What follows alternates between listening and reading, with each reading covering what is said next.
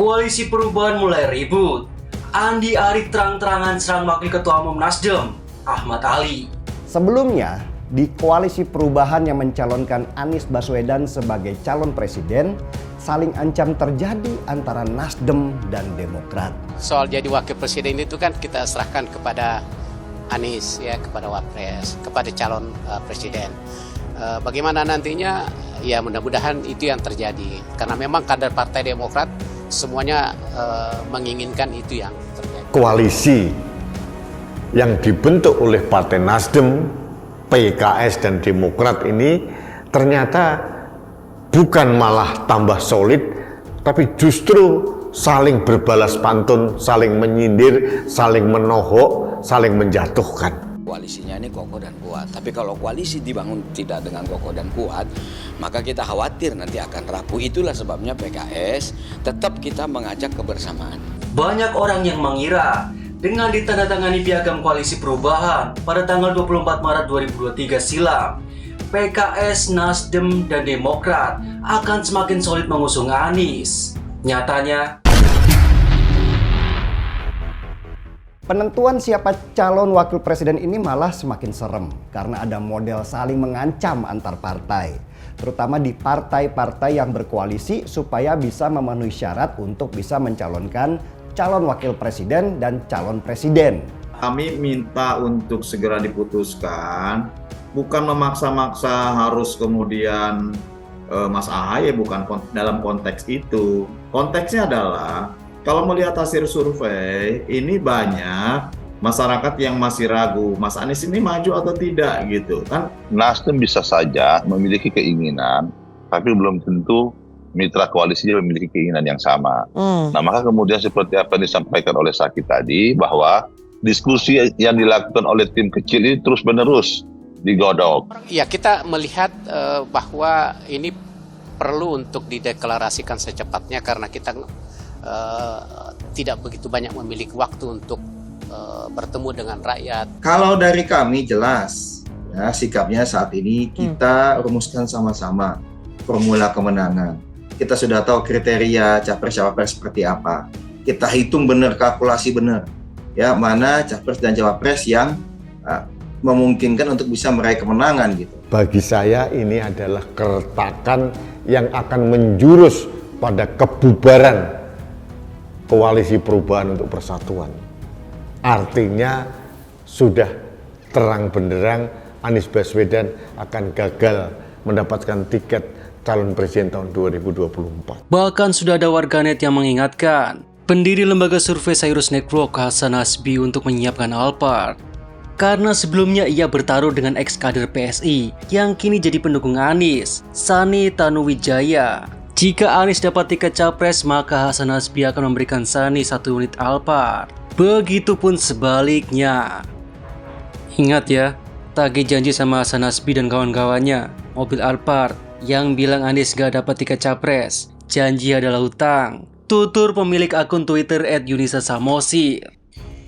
Ada yang tahu alamat rumah sama kantornya nggak? Saya mau ambil Alphard dari beliau. Cuit akun Twitter Makaruna Now mengomentari cuitan akun Twitter Yunisa Samosir tersebut. Dan memang Piagam Koalisi Perubahan itu cukup membuat Anies tenang. Karena meskipun tidak mengikat secara hukum, tapi partai akan mikir 1000 kali untuk mengingkarinya. Sanksi sosialnya sangat berat, Ferguson. Seperti dicap sebagai pengkhianat oleh parpol pengusung Anies serta dibenci oleh kadrun. Piagam Koalisi Perubahan itu ibarat orang sudah tunangan. Meski bisa dibatalkan, tapi sulit. Nggak cuma itu, ada beban moral di sana karena banyak orang sudah tahu. Hanya saja, ternyata kenyataan tidak seindah apa yang dibayangkan. Harapan Koalisi Perubahan mengusung Anies semakin kompak. Nasdem dan Partai Demokrat malah gontok-gontokan. Memang, kalau diperhatikan, ketiga partai yang mengusung Anies tersebut rupanya ada udang di balik bakwan. Nasdem ingin mendapatkan koktail efek serta suara dari pendukung Anies. Partai Demokrat ingin AHY jadi cawapres Anies. Sedangkan PKS ingin AHR mendampingi Anies. Nah, gimana tuh coba? Namun PKS gak terlalu ngotot memaksa kehendak. Mereka sadar diri kok, kalau partainya bukanlah partai yang besar, serta AHR tidak punya logistik dan stabilitas yang cukup. sehingga tidak sampai berkonflik dengan Nasdem maupun Partai Demokrat. Justru Partai Demokrat yang memaksa AHY untuk menjadi cawapres Anies, padahal partainya nyaris gurem. Hal ini yang tidak disukai oleh Nasdem. Pertanyaannya, kenapa Partai Besutan Surya Paloh itu menolak AHY jadi cawapres? Ada banyak sih alasannya, berikut ini antaranya.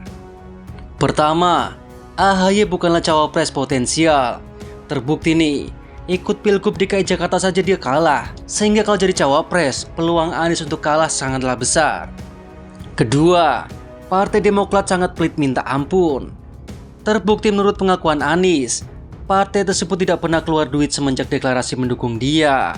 Justru, yang selama ini mendanai kampanye tidak resminya adalah Partai Nasdem. Bisa jadi, sudah ratusan miliar duit Nasdem digunakan untuk mendanai safari politik Anies di 70 daerah di Indonesia. Sementara nih, Partai Demokrat serupiah pun tidak keluar modal. Cuma modal dengkul dan muka badak doang. Maunya Partai Demokrat nih, Anies dan AHY jadi pasangan capres-cawapres. Dan yang mendanai kampanye adalah Partai Nasdem. Gak maulah Ahmad Saroni dan kawan-kawan.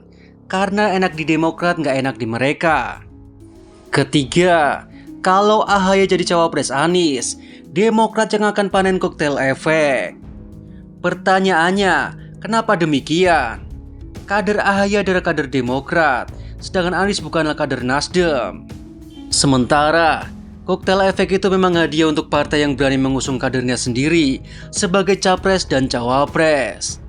Sementara Anies jadi kader Nasdem karena sudah didukung oleh Paloh. Tapi karena dia tipikal orang yang mau enaknya saja, jadi presiden mau nggak mau harus masuk partai.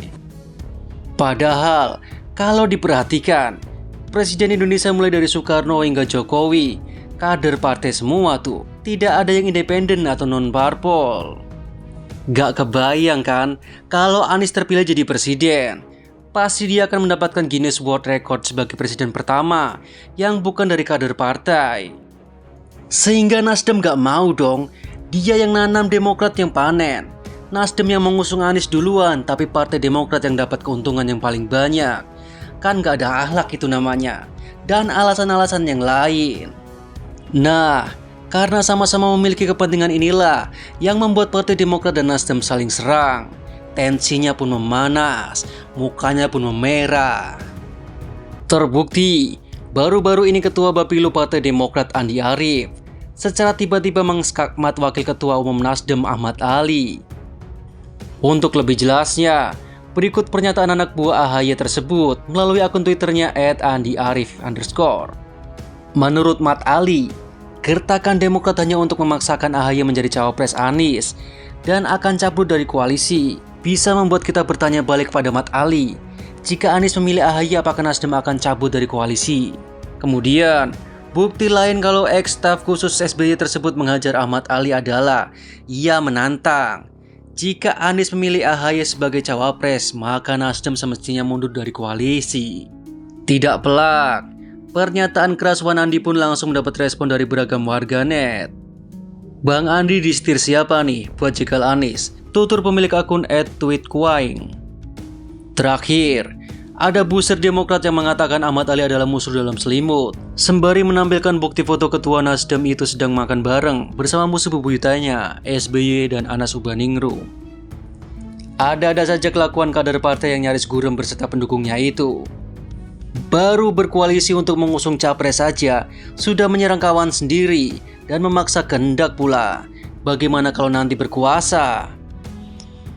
Siap-siap saja nih Nasdem dihabisi oleh partai yang sampai sekarang masih mengatakan tidak pada korupsi tersebut. Mending Novel Bamukmin saja yang jadi cawapres Anies kalau begitu. Hancur sekalian.